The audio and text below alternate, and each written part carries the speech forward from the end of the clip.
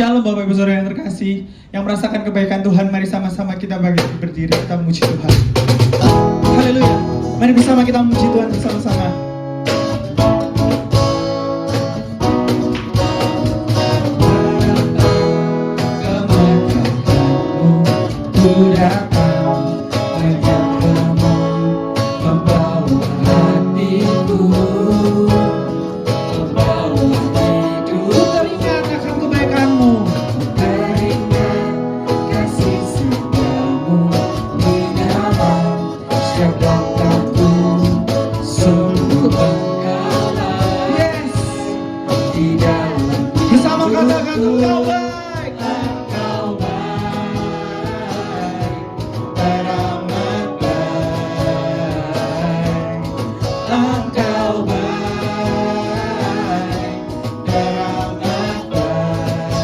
Mari bersama saya nyanyikan dari awal.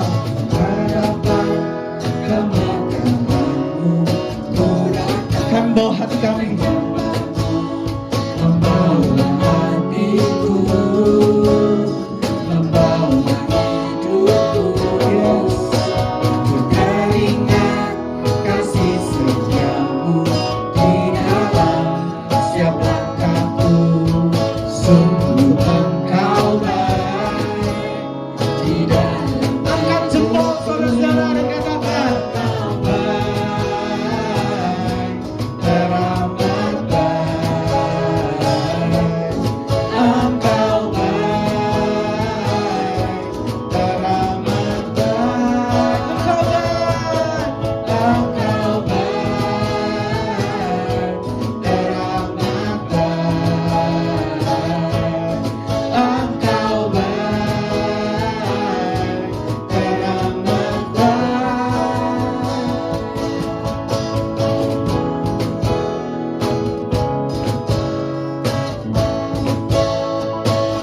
Bersama nyanyikan. Harapan kemakmuranmu, ku datang menyembahmu, membawa hatiku, membawa hidupku, yes. Kami mengingat segala kebaikan-Mu Tuhan dalam setiap hidup kami. Di dalam setiap langkahku, sungguh engkau baik. Di dalam bersama-sama katakan engkau baik,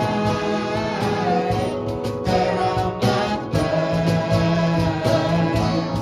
Engkau baik, teramat baik. Engkau baik, engkau baik, teramat baik. Engkau baik, teramat baik. Sekali lagi engkau baik, engkau baik, teramat baik. Engkau baik, teramat baik, teramat baik. Haleluya. Beri tepuk tangan paling meriah bagi Allah kita. Terima kasih Tuhan, terima kasih. Bapak, kami mau datang dan berserah kepadamu Tuhan. Yes. Dan kami mau nyatakan, biar Engkau yang berkuasa di dalam hidup kami Tuhan. Sebab Engkau Immanuel, Engkau yang selalu beserta dengan kami Tuhan. Terima kasih Tuhan, terima kasih. Mari sama-sama katakan dengan segenap hatimu. Aku datang dan berserah, ku nyatakan Kau yang berkuasa dalam gelap. Kau setia, Kau cahaya hidupku.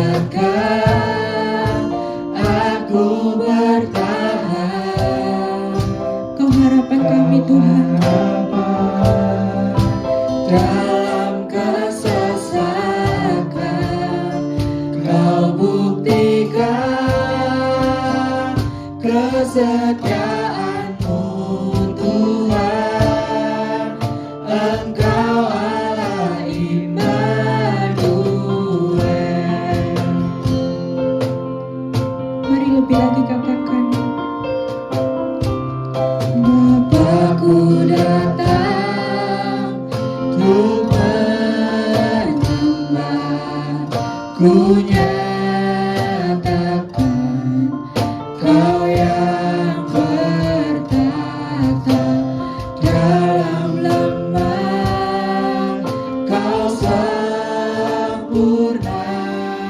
Kau cahaya bagiku. Mari angkat tanganmu dan katakan,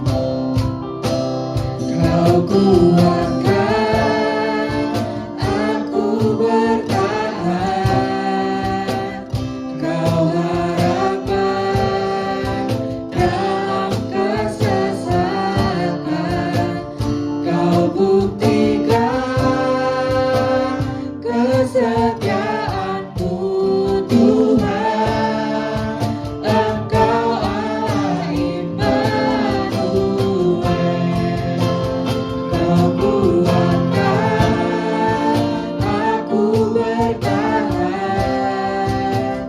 Kau harapan dalam kesesatan, Kau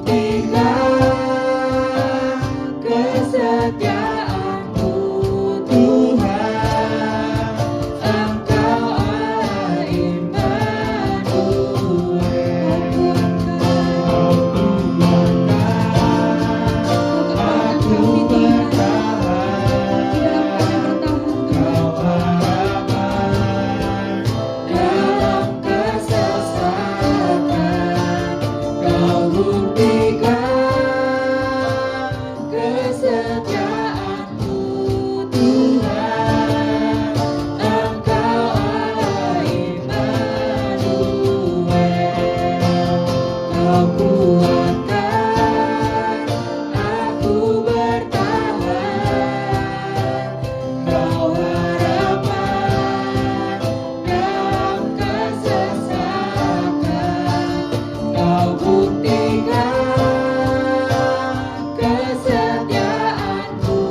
Tuhan, Engkau Allah Immanuel.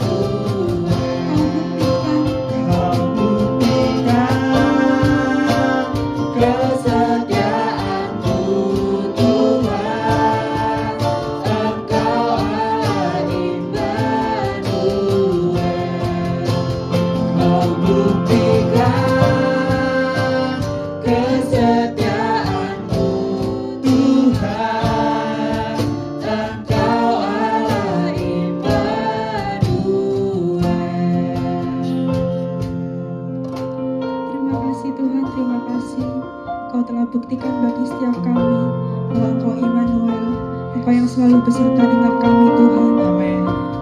Hari ini kami mau mendengar firman-Mu Tuhan. Tuhan, urapi hamba-Mu yang akan menyampaikan firman-Mu dan urapi kami semua Bapa, biar kami dapat menerapkan dalam kehidupan kami sehari-hari Tuhan. Terima kasih, kami serahkan doa ini ke dalam tangan-Mu, di dalam nama Tuhan Yesus. Haleluya. Amin. Salam saudara-saudara yang terkasih dalam Tuhan. Pada ibadah raya hari ini, saya ingin mengajak saudara-saudara untuk belajar tentang apa arti ibadah. Apa itu ibadah? Kenapa kita harus beribadah? Lalu bagaimana kita harus beribadah? Ibadah adalah suatu perintah Tuhan kepada umat Israel awalnya. Dan di dalam Keluaran 13 ayat ke-8 dikatakan bahwa ibadah itu adalah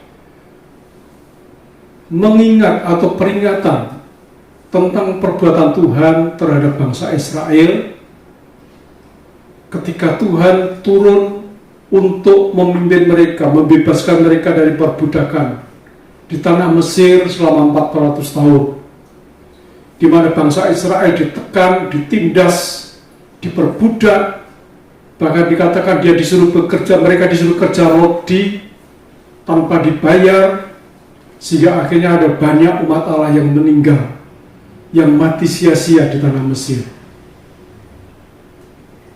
Dan ketika mereka teriak kepada Tuhan, minta tolong, mereka bosan dengan kehidupan yang diperbudak itu. mereka ingat bahwa mereka punya Tuhan yang hidup. Mereka teriak menangis kepada Allah.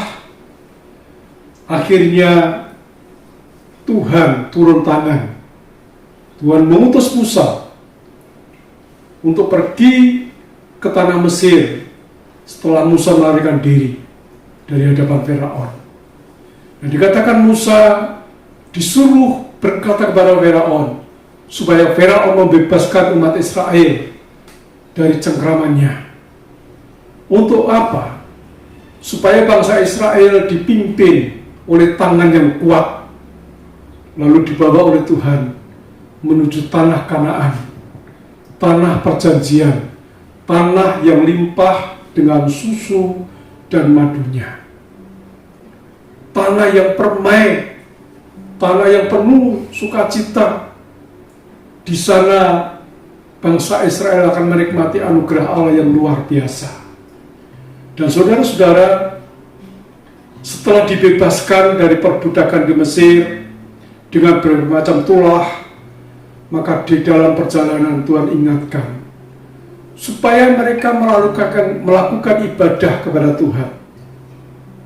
Sepanjang jalan, bahkan nanti sampai di tanah Kanaan dan seterusnya, bangsa Israel harus beribadah kepada Tuhan. Dan tujuannya ialah supaya bangsa Israel selalu mengingat perbuatan-perbuatan Tuhan pada masa lampau. Dan ibadah itu sendiri sangat besar rahasianya. Kita akan lihat sama-sama di dalam 1 Timotius 3 ayat yang ke-16. Dan sesungguhnya agunglah rahasia ibadah kita. Dia yang telah menyatakan dirinya dalam rupa manusia, dibenarkan dalam roh, yang menampakkan dirinya kepada malaikat-malaikat, diberitakan di antara bangsa-bangsa yang tidak mengenal Allah, yang dipercaya di dalam dunia, diangkat dalam kemuliaan. Dikatakan, dan sesungguhnya agunglah rahasia ibadah kita. Jadi ternyata Tuhan tidak salah untuk menyuruh umatnya beribadah kepada Tuhan. Sebab di dalam ibadah itu ada rahasia yang besarnya luar biasa. Bukan hanya sekedar supaya kita bisa ketemu dengan Tuhan, tapi Allah ingin menyatakan kuasanya, Allah ingin menyatakan kekuatannya, Allah ingin menyatakan kedahsyatannya, bahwa Dia adalah Allah yang berdaulat. Dia adalah Allah yang berjanji dan yang menepati setiap perjanjiannya. Terbukti Dia pimpin bangsa Israel dari tanah Mesir. Di dalam perjalanan dipelihara begitu rupa. Dan setiap kali mereka menghadapi musuh, ketika mereka menempatkan Tuhan di paling depan, maka musuh itu kocar-kacir dan tidak bisa melawan umat Allah yang jumlahnya tidak begitu banyak. Dan Tuhan terus menyertai sampai akhirnya kemuliaan dinyatakan begitu rupa, dan bangsa Israel bisa melihat kebesaran Allah atas seluruh bumi. Saudara-saudara, rahasia itu besar, agung, dan luar biasa. Tetapi saudara-saudara, ternyata di dalam ibadah itu sendiri mengandung suatu pengorbanan. Jadi Allah ingin supaya bangsa Israel yang sudah dibebaskan ini mengingat segala perjanjiannya, mengingat segala perbuatan Tuhan, sehingga bangsa Israel mau beribadah dengan suatu pengorbanan. Bahwa bangsa Israel yang sudah ditebus dengan darah yang mahal itu, mereka baru akan bisa mengucap syukur kepada Tuhan melalui ibadah yang disertai dengan pengorbanan. Karena itu saya ajak saudara untuk melihat di dalam Mazmur pasal yang ke-50, firman Tuhan mengatakan ayat 1, judulnya Mazmur Asaf, yang Maha Kuasa Tuhan Allah berfirman, dan memanggil bumi. Dari terbitnya matahari sampai kepada terbenamnya. Dari Sion puncak keindahan, Allah tampil bersinar. Allah kita datang dan tidak akan berdiam diri. Di hadapannya api menjilat, sekelilingnya bertiup badai yang dahsyat. Ia berseru kepada langit di atas dan kepada bumi untuk mengadili umatnya. Bawalah kemari orang-orang yang kukasihi, yang mengikat perjanjian dengan aku berdasarkan kurban sembelihan. Langit memberitakan keadilannya, sebab Allah sendirilah hakim. Selah. Kata selah, kita disuruh berhenti jenak untuk merenungkan firman Allah ini. Lalu dilanjutkan ayat yang ke-7, dengarlah hai umatku, aku hendak berfirman. Hai Israel, aku hendak bersaksi terhadap kamu. Akulah Allah, Allahmu. Bukan karena korban sembelihanmu aku menghukum engkau. Bukan korban bakaranmu tetap ada di hadapanku. Tidak usah aku mengambil lembu dari rumahmu atau kambing jantan dari kandangmu. Sebab punyakulah segala binatang hutan dan beribu-ribu hewan di gunung. Aku kenal segala burung di udara, dan apa yang bergerak di padang adalah dalam kuasaku. Jika aku lapar, tidak usah kukatakan kepadamu, sebab punyakulah dunia dan segala isinya dan selanjutnya. Saudara-saudara, betapa dahsyatnya Tuhan. Dia bukan cuma Tuhan yang mau disembah, dia bukan cuma Tuhan yang mau supaya kita beribadah kepadanya, tapi dia adalah Tuhan, pemilik jagat raya dan segala isinya. Tidak ada sesuatu yang kita lihat yang ada di dunia ini yang bukan miliknya Tuhan. Semua adalah miliknya Tuhan. Dan Tuhan rindu, saudara-saudara,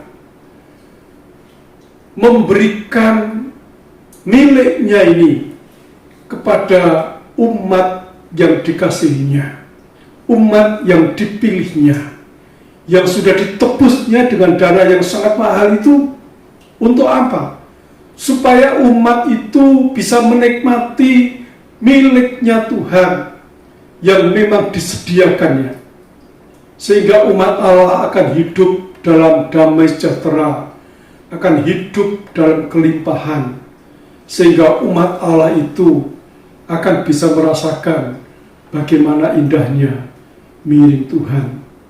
Kalau kita melihat dalam ayat-ayat ini dikatakan bahwa semua yang ada di jagat raya, semua ada yang ada di muka bumi ini, semua adalah miliknya. Dan dikatakan itu disediakan khususnya bagi setiap orang yang mau datang untuk beribadah kepadanya. Karena itu sebetulnya tidak ada alasan kalau kita sungguh-sungguh beribadah kepada Tuhan, lalu kita mengalami masalah-masalah ekonomi, masalah utang dan lain sebagainya. Kenapa, saudara-saudara? Karena Allah di mana kita beribadah adalah Allah yang kaya raya, yang maha kaya. Dia sanggup menyediakan segala sesuatu yang kita perlukan. Dan tidak ada orang yang akan ditinggalkan kalau orang itu mau datang beribadah kepadanya dengan sungguh-sungguh. Saya yakin pemeliharaan Tuhan itu sempurna. Tidak ada kekurangan sedikit pun. Asal saja kita tahu rahasia ibadah kita, dan kita mau melakukan ibadah itu dengan takut dan gentar kepada Tuhan, disertai dengan satu pengorbanan, bahwa kalau kita datang kepada Tuhan, tidak boleh dengan tangan hampa, tapi harus membawa sesuatu yang dapat kita persembahkan. Maka persembahan ibadah kita akan diperkenan di hatinya, dan Tuhan akan memberkati kita dengan limpahnya. Kalau bicara tentang tidak boleh dengan tangan hampa, bukan berarti kalau ibadah kita harus membawa uang. Saudara, yang terutama ialah hati kita yang harus dipersembahkan kepada Tuhan. Karena itu Tuhan berkata, kasihlah Tuhan Allahmu dengan segenap hatimu, dengan segenap jiwamu dan segenap kekuatanmu. Tuhan mau supaya kita mengasihi Tuhan dengan segenap hati. Hati ini adalah pusat kehidupan kita. Saudara, kalau hati ini mengasihi Tuhan, berarti pusat hidup kita adalah Tuhan. Kita mengutamakan Tuhan, karena itu kita melakukan ibadah dengan takut dan setia kepada Tuhan, maka ibadah kita akan berkenan diterima oleh Tuhan. Apalagi disertai dengan segenap jiwa, pikiran kita harus ditujukan kepada Allah. Ketika datang menghadap Tuhan, kita pusatkan pikiran kita pusatkan jiwa kita untuk menyembah, memuji dan memuliakan Allah.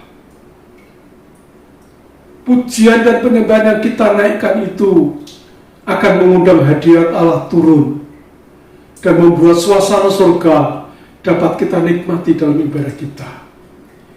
Tidak ada istilahnya orang bosan beribadah kalau roh dan jiwa kita memuliakan Tuhan.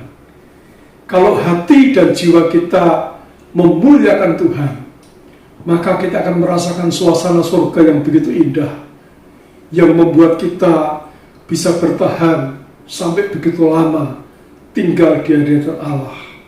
Dan di situ akan terjadi satu kelegaan, kelepasan yang luar biasa, yang membuat kita mengalami damai sejahtera, yang membuat kita mengalami sukacita, sehingga membuat kita bisa bergembira di dalam Tuhan. Lalu dikatakan yang ketiga, dikatakan mengasihi Tuhan dengan segenap kekuatanmu. Kasihlah Tuhan Allahmu dengan segenap hatimu, segenap jiwamu, dan segenap kekuatanmu. Manusia diciptakan dengan satu kekuatan Allah. Dan kekuatan itu Tuhan mau supaya kita pakai untuk memuliakan Tuhan. Mungkin kekuatan fisik kita, mungkin kekuatan pikiran kita. Kalau kita bekerja keras, kita lakukan untuk kemuliaan Tuhan.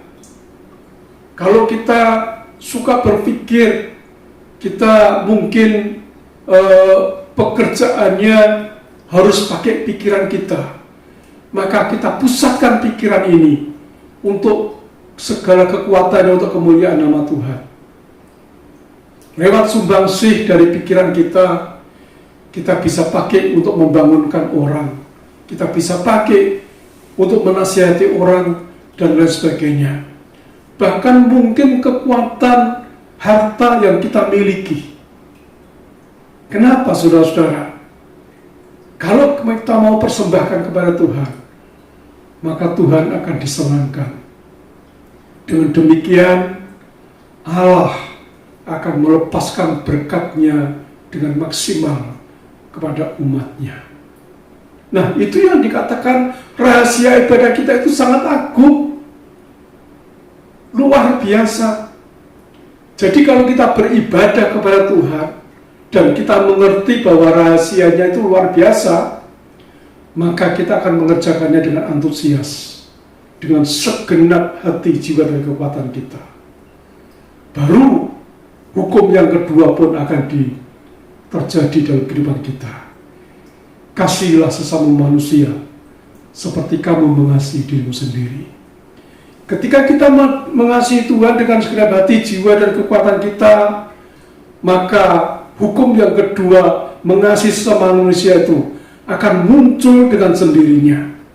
Kenapa? Roh Kudus yang ditempatkan dalam diri kita, firman yang kita pelajari karena kita mengasihi Tuhan, itu akan membimbing kita untuk kita dapat menyalurkan kasih Allah kepada sesama kita. Bahkan firman itu sendiri akan mengajar kita untuk kita bisa melakukan kepada saudara-saudara kita mana yang terbaik, yang bisa kita nikmati bersama-sama. Karena itu saudara, ayo, saya ingin mengajak jemaat, bukan hanya sekedar kewajiban, bukan hanya sekedar kebiasaan, kita datang kepada Tuhan, kita beribadah di gereja. Saudara, jangan, apalagi ini akhir zaman, di mana Yesus akan segera datang kembali. Kita akan dihadapkan dengan banyak tantangan, dengan banyak rintangan, yang membuat kita seolah-olah sulit untuk kita bisa mengasihi Tuhan. Akhir zaman dikatakan manusia akan mencintai dirinya sendiri, akan menjadi tamak akan uang, akan melakukan banyak kejahatan karena mengasihi dirinya sendiri. Tetapi bagi kita umat Allah, ayo kita mengasihi Tuhan. Ketika kita mengasihi Tuhan, maka kita akan mentaati firman-Nya. Dan pada saat kita mentaati firman-Nya, kasih akan diri sendiri akan terlepas dari kehidupan kita. Dan kita akan bisa menyalurkan kasih itu kepada sebanyak mungkin orang-orang di sekitar kita. Nah, ibadah itu bukan hanya mengandung rahasia yang dahsyat, tetapi ibadah itu sangat berguna dalam kehidupan kita. Karena itu saudara-saudara, saya ingin mengajak saudara untuk melihat di dalam 1 Timotius pasal yang keempat. 1 Timotius pasal yang keempat. Kita lihat bersama-sama 1 Timotius 4 ayat yang ke-8. Firman Tuhan katakan demikian, latihan badani terbatas gunanya, tetapi ibadah itu berguna dalam segala hal. Karena apa? Karena mengandung janji, baik untuk hidup ini maupun untuk hidup yang akan datang. Saya ulangi ayat 8. Latihan badani. Latihan badani itu apa, saudara? Olahraga. Atau mungkin pergi ke tempat-tempat jogging dan lain sebagainya supaya sehat. Berguna, olahraga itu berguna, tetapi tidak banyak. Berguna hanya untuk tubuh kita, fisik kita saja. Tetapi dikatakan ibadah itu berguna dalam segala hal. Berguna dalam segala hal. Jadi kalau kita beribadah, maka berguna dalam segala hal. Baik untuk hidup yang sekarang ini, maupun untuk hidup yang akan datang. Ingat, kita bukan hanya hidup di dunia. Setelah hidup di dunia ini akan ada kehidupan berikutnya. Kalau kita ibadah kepada Tuhan Yesus, kalau kita mencintai Tuhan, maka kita akan dibawa masuk pada kehidupan selanjutnya, yaitu hidup dalam kerajaan surga kekal selama-lamanya. Tapi kalau kita tidak mau beribadah kepada Tuhan, maka yang ada adalah kematian kekal. Kematian kekal, siksaan yang kekal selama-lamanya. Tinggal pilih. Dan Tuhan sudah berikan rahasianya. Kalau kita mau beribadah, maka ibadah itu berguna untuk hidup yang kekal. Sekarang tergantung saya dan saudara, mau pilih yang mana. Mau kematian kekal, silakan hidup dengan seenaknya sendiri, berbuat dosa dan lain sebagainya. Tapi kalau mau hidup yang kekal dalam kerajaan surga bersama dengan Tuhan Yesus, Tuhan mau kita beribadah kepadanya dengan sungguh-sungguh. Saudara, jadi sangat penting ibadah itu kepada Tuhan. Melalui kesempatan ini saya mengajak saudara untuk kembali sadar bahwa waktu kita singkat. Waktu kita singkat. Kita tidak akan lama tinggal di dunia ini lagi. Semua akan dihadapkan dengan dua masalah.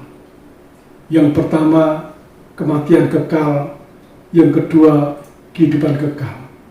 Tinggal memilih.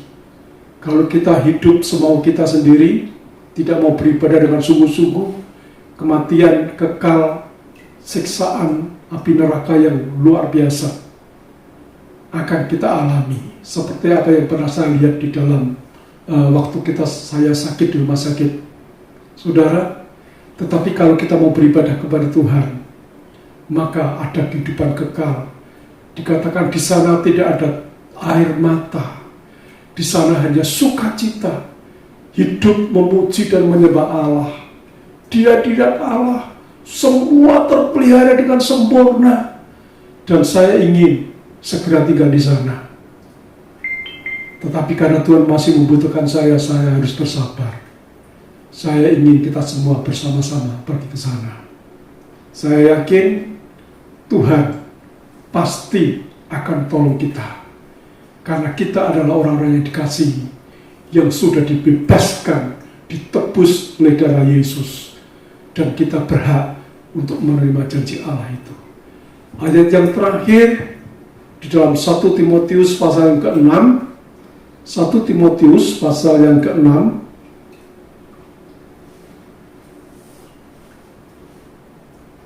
Ayat yang ke-6. 1 Timotius 6 ayat yang ke-6.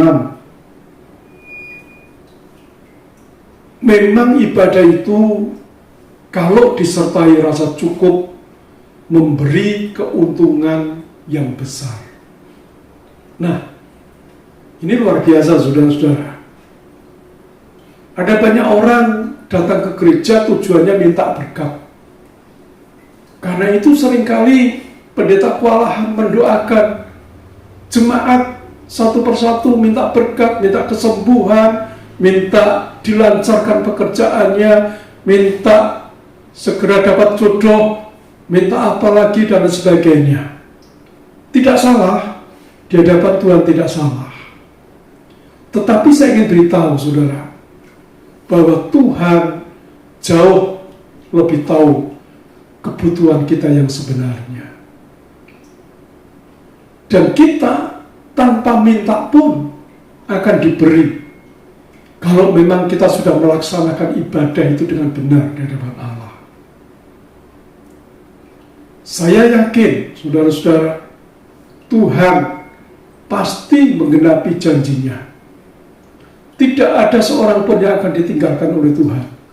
Ketika orang itu sungguh-sungguh, walaupun mungkin dalam pekerjaan mengalami banyak masalah, aduh, aku mengalami kesulitan, mengalami jalan buntu, dan lain sebagainya. Tapi itu hanya suatu ujian buat kita. Apakah dalam kondisi yang seperti itu kita tetap mencintai Tuhan? Atau kita akan lari daripada Tuhan? Kebanyakan manusia ketika hidupnya mulai susah, mulai mengalami masalah, mereka mencari pertolongan di tempat yang lain. Dan akhirnya menjadi terpuruk.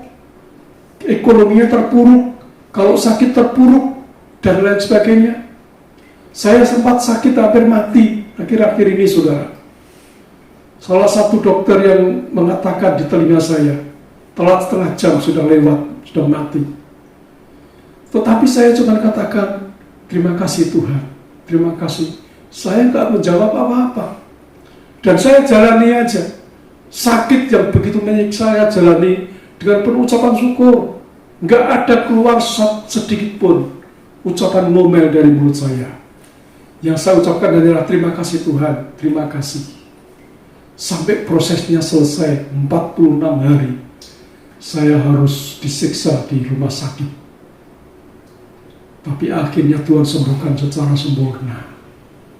Dan hari ini, saya bisa bersama dengan saudara. Dan saudara dikatakan tadi, memang ibadah itu kalau disertai rasa cukup, sangat besar faedahnya. Kalau kita datang ke gereja, kita mengucap syukur, Tuhan terima kasih buat pemeliharaanmu, terima kasih buat kasih setiamu yang kunyatakan, rahmatmu yang selalu baru dalam setiap kehidupan kami. Kita syukuri apa yang Tuhan berikan kepada kita, kita syukuri kesehatan yang Tuhan berikan kepada kita syukuri pimpinan Tuhan atas kita walaupun melalui jalan-jalan terjal, jalan berbengkok-bengkok saudara-saudara. Tapi tetap kita mengucap syukur. Itulah tanda bahwa kita mengatakan ibadah itu disertai rasa cukup. Kalau kita merasakan ibadah itu kita sertai dengan rasa cukup, maka itu akan sangat berguna dan akan membuat kita menikmati hidup yang berkelimpahan. Malam ini saya mau sampaikan kepada saudara, jangan lagi kita suka menggerutu, jangan lagi kita suka bersungut-sungut, jangan lagi kita suka ngomel, jangan lagi kita suka menebar fitnah, hoak, dan lain sebagainya. Tapi ayo kita latih mulut kita untuk mengucap syukur kepada Tuhan.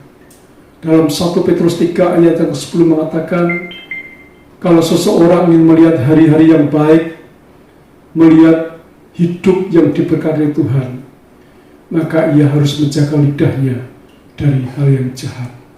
Jaga mulut kita, jangan keluar fitnah, jangan keluar yang jahat-jahat, jangan keluar yang sia-sia, tapi latih mulut kita untuk mengucap syukur kepada Tuhan, berterima kasih kepada Tuhan.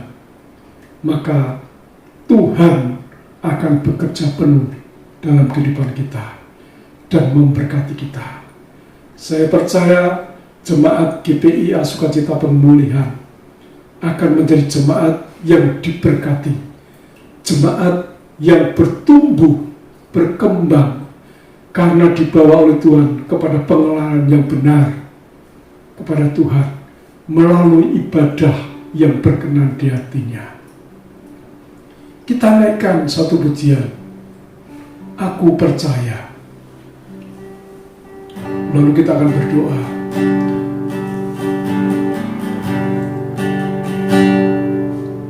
Ada yang seperti Engkau,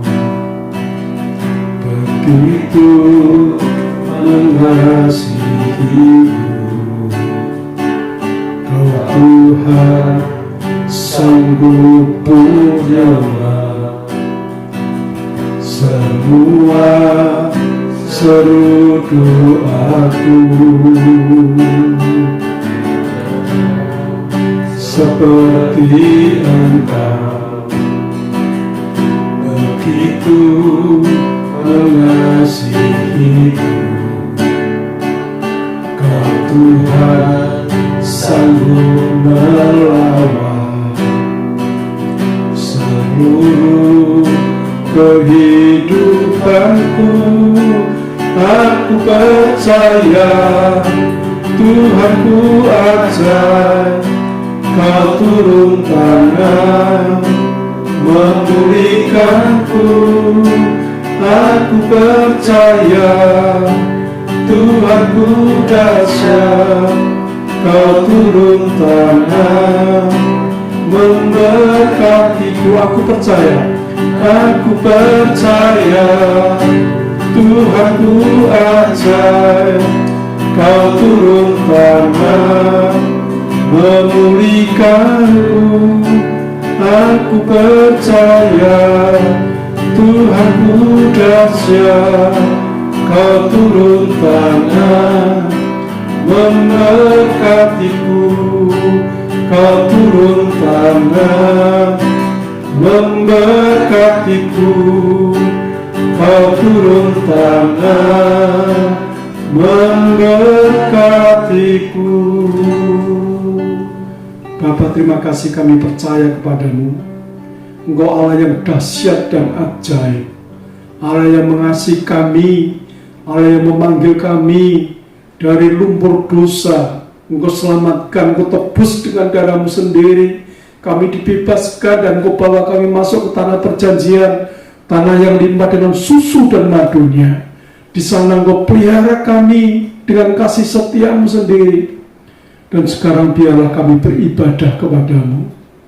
Kami dapat mengucap syukur kepada Tuhan lewat apa yang kami lakukan. Tuhan, biar ibadah kami berkenan di hati-Mu. Karena itu Tuhan, urapi seluruh jemaat-Mu. Tuhan, urapi kami semua, agar kami dapat melakukan yang terbaik ibadah dengan membawa korban yang berkenan, sehingga namamu dipermuliakan, diagungkan, ditinggikan, dan Engkau menjadi Raja atas hidup kami. Terima kasih buat firman-Mu, meteraikan dalam hati kami, dan ajar kami taat melakukannya sesuai dengan kehendak-Mu. Terpuji namamu Tuhan, dalam nama Yesus kami berdoa.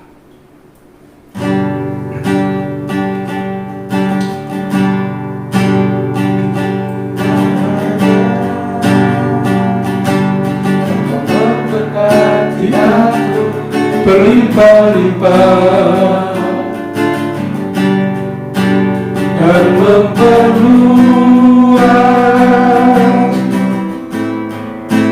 daerahku, dan kiranya tangan-Mu menyertai aku dan melindungi aku daripada malapetaka, sehingga kesakitan tidak menimpa aku, sehingga kesakitan tidak menimpa aku, sehingga kesakitan tidak menimpa aku. Jemaat yang dikasihi oleh Tuhan, pulanglah dan terima berkat, kasih karunia dan sejahtera dari Bapa yang baik, dalam anaknya yang tunggal Tuhan Yesus Kristus, dan pertolongan yang manis dan persekutuan dengan Roh Kudus akan terus menyertai kita hari ini sampai selama-lamanya. Diberkati rumah tanggamu, diberkati pekerjaanmu, diberkati keluar masukmu, diberkati segala aktivitasmu. Yang terbaik dari kerajaan surga dicurahkan menjadi milikmu, dan engkau akan dibuat beruntung dan berhasil dalam segala yang engkau kerjakan. Pulanglah dan terimalah berkat ini di dalam nama Tuhan Yesus Kristus. Yang percaya katakan bersama-sama, amin. Tuhan memberkati.